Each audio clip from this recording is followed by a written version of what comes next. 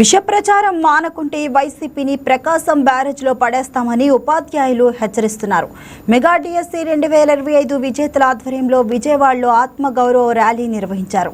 ఉమ్మడి పశ్చిమ గోదావరి, కృష్ణా, ప్రకాశం జిల్లాల నుంచి తరలివచ్చిన ఉపాధ్యాయులతో విజయవాడ దద్దరిల్లింది. కష్టపడి ఉద్యోగం సాధిస్తే తమను అవమానపరుస్తున్నారంటూ టీచర్లు రోడ్డెక్కారు. ఇందిరాగాంధీ మున్సిపల్ స్టేడియం నుంచి అంబేద్కర్ స్మృతి వనం వరకు నిర్వహించిన భారీ ర్యాలీకి దాదాపు 7,000 మంది హాజరయ్యారు. ప్రతిభతో జాబ్ సాధించిన తమను వైసీపీ అవమానిస్తుందని మండిపడ్డారు. ఆ పార్టీ విష ప్రచారం వల్ల జాబ్ సాధించిన సంతోషం కూడా లేకుండా పోయిందని ఆవేదన వ్యక్తం చేస్తున్నారు. ఉపాధ్యాయులతో మా విజయవాడ ప్రతినిధి బిందు ఫేస్ టు ఫేస్. అక్రమాలు జరిగాయి, మెగా డిఎస్సిలో అక్రమాలు జరిగాయని ఇటు వైసీపీ ఎద్దేవా చేస్తూ ఉన్నారు. అయితే ఇప్పుడు ప్రస్తుతం ఇందిరాగాంధీ మున్సిపల్ స్టేడియంలో మెగా డిఎస్సికి సంబంధించి ఉద్యోగ నియామకాలు పొందిన ప్రతి ఒక్కరు కూడా ఇక్కడే ఉన్నారు. అసలు వీరు చేసే ఆరోపణలు ఎంతవరకు నిజం, ఎంతవరకు అబద్ధం అనేది వారి మాటలోనే డైరెక్ట్గా తెలుసుకుందాం. సార్, మెగా డిఎస్సి పైన ఆరోపణలు జరిగాయి, అవకతవకలు జరిగాయని ధర్నాలు, రాస్తారోకలు చేస్తూ ఉన్నారు. అసలు మీరు అసలైన మెగా డిఎస్సి నియామకులు మీరేమంటారు?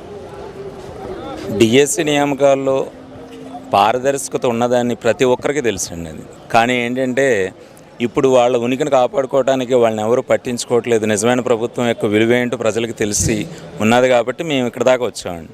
మేము ఇక్కడికి వచ్చి మీ దగ్గర ఇలా ఇంటర్వ్యూ చెప్పడానికి కానీ, లేకపోతే మేము ఉద్యోగం పొంది ఇప్పుడు దాదాపుగా మేము ఇంకొక అక్టోబర్ వస్తే సంవత్సరం అవుతుంది. ఇదే సంవత్సరంలో ఏదైతే ఉందో అవి మేము పొందామంటే అది మా కష్టార్జితం. అలాగే ప్రభుత్వం మా పట్ల చూపించినటువంటి పారదర్శకతతోటి నిర్మించినటువంటి నియామకాలండి. ఇందులో ఎటువంటి ఫ్రాడ్ అనేది లేదు. ఎందుకంటే ప్రతి ఒక్కరూ కూడా ఎంతో సుసిద్ధంగా రాశారు తప్ప వేరే ఏది కూడా ఇతరత్ర గోల్మాల్ చేసుకుని మేము అక్కడికి సర్టిఫికేట్ వెరిఫికేషన్కి వెళ్ళినప్పుడు కూడా చాలామంది, కొంతమంది సర్టిఫికేట్లు కూడా ఫేక్ వచ్చిన వాళ్ళు కూడా వెంటనే పంపించారని అక్కడ ఏడ్చిన వాళ్ళు కూడా చాలామంది ఉన్నారండి. అంటే వాళ్ళకి కూడా అలా వచ్చేస్తాయి కదా అన్న ఉద్దేశంతో వచ్చారు. కానీ ఎవరిని కూడా 100% కూడా నియమబద్ధంగానే జరిగింది, పారదర్శకంగా జరిగింది తప్ప ఎట్టి పరిస్థితుల్లోనూ ఎటువంటి అవకతవకలైనా జరగలేదు. ముఖ్యంగా నేను 150 కిలోమీటర్ల దూరం నుంచి వచ్చానండి. ఎందుకంటే ఇక్కడ సంఘీభావం అనేది ఉండాలి. మా సత్యం ఏదైతే ఉందో సత్యం అందరికీ తెలియజేయాలి అన్న ఉద్దేశంతో మాత్రమే నేను ఇంత దూరం వచ్చాను. ఒకవేళ వాళ్ళ ఆరోపణలు చేసినప్పటికీ కూడా అంటే మీరు ముఖ్యంగా ఇంత బాగా చదువుకొని ఇంత కష్టపడి మీరు రూల్ ప్రకారమే డిఎస్సిలో జాబ్ కొట్టిన మీరందరూ బాగానే ఉన్నారు. మరి ఇక్కడ ధర్నాలు చేస్తున్న డిఎస్సి ఉద్యోగస్తులు అని చెప్తున్నారు. వాళ్ళెవరు సార్? ఆ ఉద్యోగస్తులు ఎవరో మాకు తెలియదు. ఇప్పుడు ఇక్కడికి వచ్చిన వాళ్ళందరినీ ప్రతి ఒక్కరిని అడిగి చూడండి. మీరు ఎవరెవరు ఏం చేశారనేది క్లుప్తంగా చెప్తారు. ఏమాత్రం క్లుప్తంగా చెప్పట్లేదంటే వాళ్ళు ఉద్యోగులు కాదండి, ఎవరో తోలుకుని వచ్చిన వాళ్ళు తప్ప. నిజమైన వాళ్ళు అయితే పిల్లల భవిష్యత్తును దృష్టిలో పెట్టుకోవాలి తప్ప ఎవరో ఇష్టం వచ్చినట్టు మాట్లాడకూడదు. అంటే ఈరోజు మీరు ముందుకొచ్చారు, అర్హులైన మీరు ముందుకొచ్చి మెసేజ్ ఇస్తున్నారు, నిజంగా మేము అసలైన ఉద్యోగస్తులు అని చెప్తున్నారు. దీన్ని బట్టి చాలా మందికి కళ్ళు తెరుచుకునే అవకాశం బంగారం లాగానే. ఎందుకంటే నిజం అనేది కంపల్సరీ చదువుకునే వాళ్ళు ఎవరైనా సరే కొంచెం జ్ఞానం అన్నా అర్థం చేసుకుంటారండి.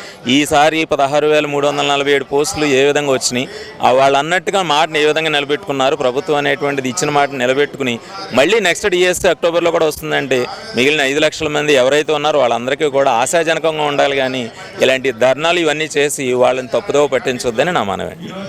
సో చూసారు కదా, మెగా డిఎస్సిలో జరిగిన అవకతవకలు పూర్తిగా అబద్ధం అని కూడా చెప్తున్నారు. ఏదైతే డిఎస్సి ఉద్యోగులు ఇప్పుడు ఉన్నారో వీరు అసలైన ఉద్యోగులు, మేము అసలైన ఉద్యోగులు అని చెప్తున్నారు. దాదాపు ఈయన అయితే 150 కిలోమీటర్ల నుండి వచ్చాను నేను, ఎందుకంటే తప్పుని తప్పు అని చూపిస్తూ ఉన్నారు కాబట్టి ఖచ్చితంగా వారి తప్పుని నిరూపించడానికి నేను ఇక్కడ దాకా వచ్చాను. నాతో పాటు మిగతా ఉద్యోగస్తులు అందరూ వచ్చారని కూడా చెప్తున్నారు. డిఎస్సి పైన వైసీపీ చేసే ఆరోపణలు ఖచ్చితంగా అవి ఆరోపణలు, అవి నిజాలు కాదు, నిరూపితలు కూడా కావు.